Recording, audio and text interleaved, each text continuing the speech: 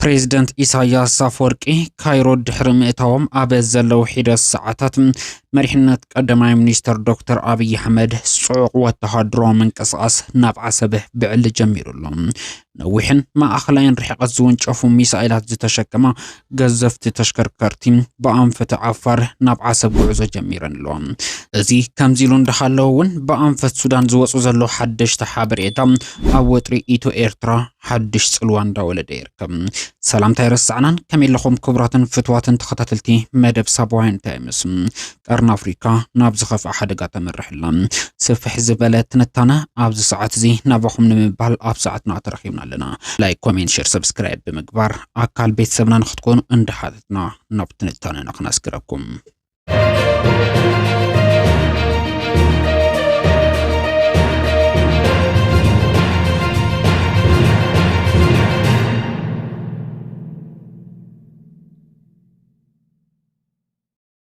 لما عندي أجاو جحتا بملك السبر زينا كاب إيرترا زوز حبريتا كم زملاختهم بريزيدنت إيرترا إيساياس أفورقي نحن مجتمعالتي عبد صنح مقشة ناب كايرو قعزو كم زجمرو تسمعيهم دحر حيدا الساعات الدما بوغان عصب حدش سبر زيناون ترايلهم اختي بمثلة حاجزو كاب عفر زوز زلو مثلتات كم زملاختو دمم منقسي إثيوبيا نخينات زغرة زي مثل بريزيدنت إيساياس أفورقي كايرون تبصحم دماغ الزبالة قبابلا زتقبر اللهم انتقون قيح بحري دحنناتو وحسن مقبر مس بريزيدنت عبد الفتاح السيسي بحبار نمسرح كمزي تسمع دحري حيدا الساعتات مع خنا زينا قبس كتاصا تراين اللهم ازو كله ابقرنا افريكا كالينا بالبالحوي يمس كمزلو زملاخت ጭቡጥ መረዳታ ኮይኑሎም በወገን ሱዳን ደማ ጀነራል ሐምዳን ዳጋሎ በድሮናት ሕብራት ዓረብ ኤምሬትስ ተሐጊዙ ዘምጽም ዘሎ ሰፊሕ ወተሃደራዊ ዕብልልና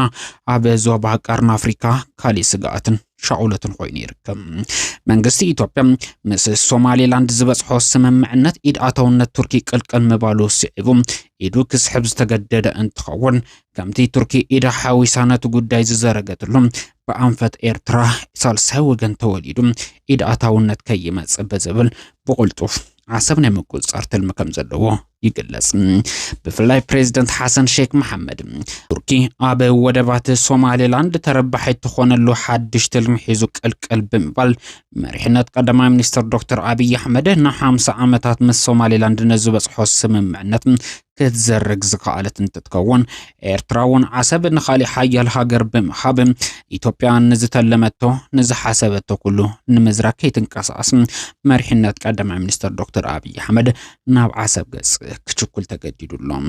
ቀዳማይ ሚኒስተር ዶክተር አብይ አሕመድ ኣብ ዝጉዕዙ እዚ በወገን ትግራይ ከቢድ ዕንቅፋት ከይገጥሞም ስጋታን ጽላሊዎ ይርከብ።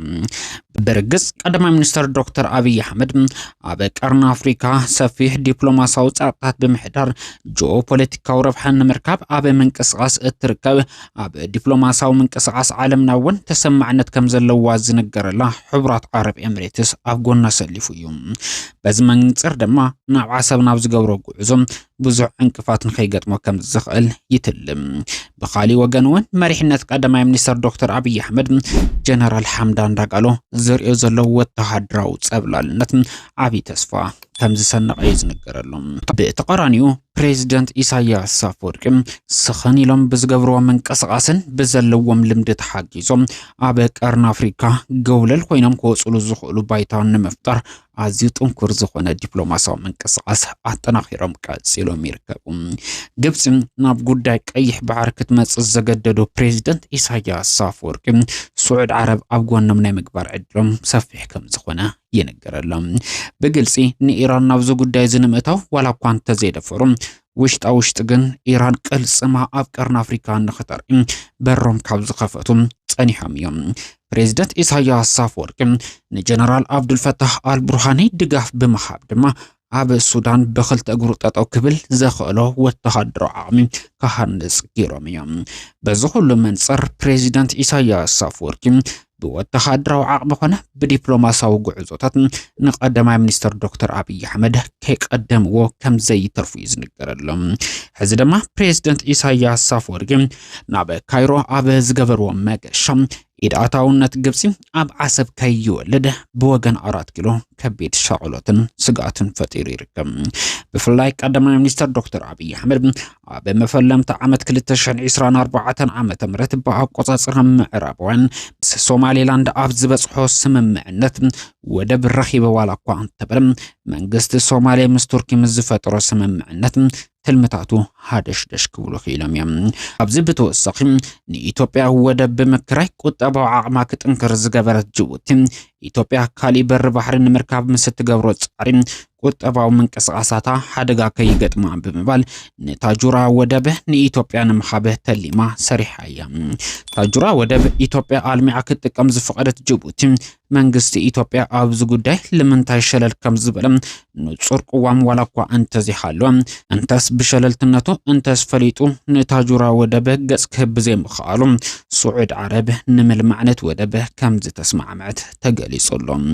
ብኩሉ መንጽር እንትርአ መሪሕነት ቀዳማይ ሚኒስትር ዶክተር አብይ አሕመድ ብዘይበር ባሕሪ ኣይክነብርን የን ዝብል ቅዋሙ ክመልስ ዝኽእል ብሕታዊ መንገዲ እንተሓልሎም ዓሰብ እዩ። ዓሰብ ድማ ኣብዚ ሕዚ እዋን ግብፂ ናይ ምእታው ዕድላ ሰፊሕ ከም ዝኾነ እንዳተገለጸ ይርከብ። ብፍላይ ተንተንቲ ቀርኒ ኣፍሪካ ፕሬዚደንት ኢሳያስ አፈወርቂ ቀዳማይ ሚኒስትር ዶክተር አብይ አሕመድ ተሊምዎ ንዘሎ ምንቅስቓስ ብኣግኡ ንምዕጋት ግብፂ ዓሰብ ንኽትውንን በሩ ክኸፍት ከም ዝኽእል እንዳተገለጸ ይርከብ። ብርግጽ እዚ ስምምዕነት እዚ ንኤርትራ እውን ሓደጋ ክህልዎ ከም ዝኽእል ተጠቐሰ እንትኸውን ብተቃራኒኡ ግን መንግስቲ ኢትዮጵያ ሒዝዎ ካብ ዝመጽእ ሓደጋ እንትነጻጸር ግን ኣብዝእቶ ዝበሃል ከም ዘይኾነ ይግለጽ። ግብፂ ነቲ ኣብ መንጎ ኤርትራን ኢትዮጵያን ተፈጢሩ ዘሎ ከቢድ ሓደጋ ተበሊጻ ዓሰብ ብቐሊሉ ክትውንን ከም እትኽእል ዝነገረላ እንትኸውን በዚ ምስ ዝኸውን ድማ ክልተ ዓበይቲ ዓወታት ክትሓፍስ ከም እትኽእል ይነገረላ። ኣብ ቀይሕ ባሕሪ ዝለዓለ ጂኦ ፖለቲካዊ ረብሓ ካብ ምርካብን ቁጠባዊ ዓቕሚ ካብ ምህናፅን ካብኡ ሓሊፋ እውን ኣብ ልዕሊ ኢትዮጵያ ከቢድ ዝተባሃለ ሕነፈዳይ ስጉምቲ ክኸውን ከም ዝኽእል ይነገረላ። ኣብ ሶማሌ ብሽም ምኽባር ሰላም ሰራዊታ ናብ ሶማሌ ክትእቱ ዝተስማዕምዐት ግብፂ ኣብ ደቡብ ሱዳን እውን ብተመሳሳሊ ወተሃደራዊ ማዕስከር ንምህናፅ ተሰማሚዓ እያ።